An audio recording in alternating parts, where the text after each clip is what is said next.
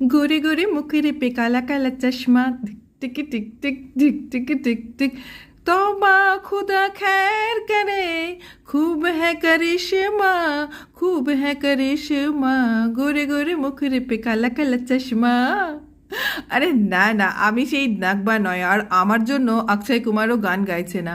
আমি তো চলে গেছিলাম নিউ মার্কেটে শপিং করতে। তো এই নিউ মার্কেটের যেখানে চশমার স্ট্যান্ডগুলো থাকে সেটা দেখলেই আমার যেন চোখের সামনে মানে সূর্যের আলো একেবারে ভরে যায়। তো সেই জন্যই আমি চলে গেছিলাম যে দেখি কীরকম কীরকম লাগে, কত নতুন নতুন কি এসেছে।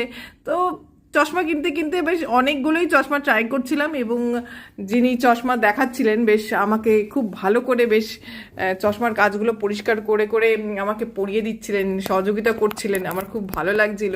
আমি বলছিলাম এটা নয় সেটা, ওটা নয় সেটা, এই করে করে বেশ অনেকগুলোই চশমা পরলাম।